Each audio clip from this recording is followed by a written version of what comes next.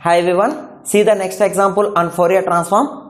Show that e power minus x square by 2, here given function is e power minus x square by 2 for minus infinity to plus infinity is self-reciprocal under is nothing but with respect to Fourier transforms. So when do you say that given function is self-reciprocal with respect to the Fourier transform? If Fourier transform of this function, okay, Fourier transformation of a function is some constant into similar function in terms of lambda, okay, then only you can say that f of x is self-reciprocal under the Fourier transform.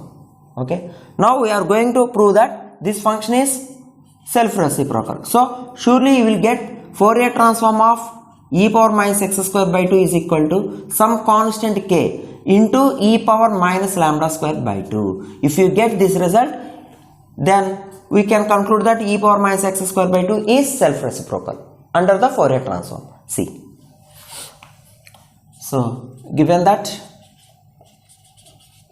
f of x is equal to e power minus x square by 2, which is defined for minus infinity is less than x is less than infinity. This means that this is a single valued function entire the real number system. Okay, now by definition of Fourier transform, we know that what is the definition? Fourier transform of f of x is equal to integral minus infinity to plus infinity e power I lambda x into f of x dx.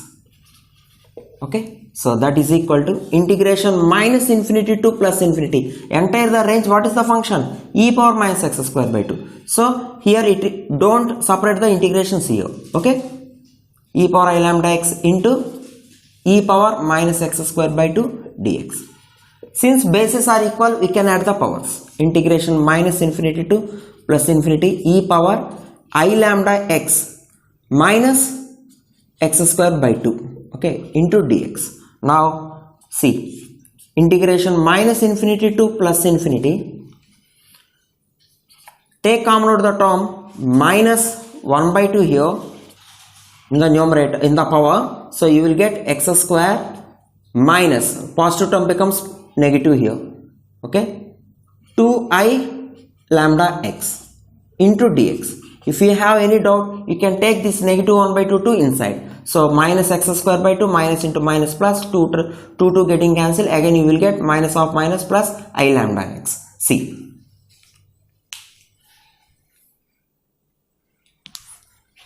now see the next step.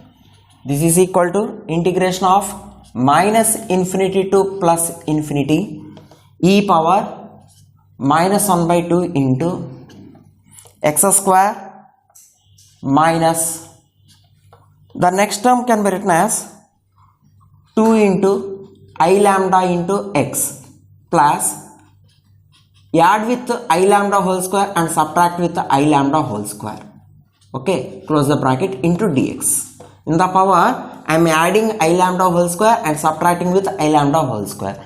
Okay, so you will get in the power a minus b whole square formula, because first three terms can be written as a square minus this value is nothing but b plus b square. Okay, for plus b square term I am adding this term and subtracting with the same term.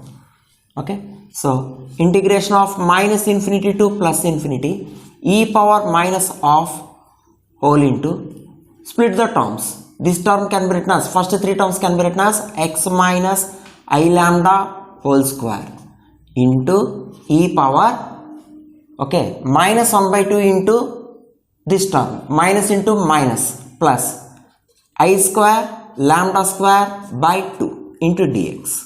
Now this is the constant term because integration is with respect to x, so take this term to outside, so you will get e power, what is I square, minus lambda square by 2 into integration of minus infinity to plus infinity e power minus of is there, I will take this 1 by 2 to inside, so you will get x minus I lambda by root 2 whole square into dx. So by using beta and gamma functions, I will evaluate this integration. Okay, I got this value, this definite integral value by using beta and gamma function as root 2 pi. Okay, so the entire integration value is root 2 pi.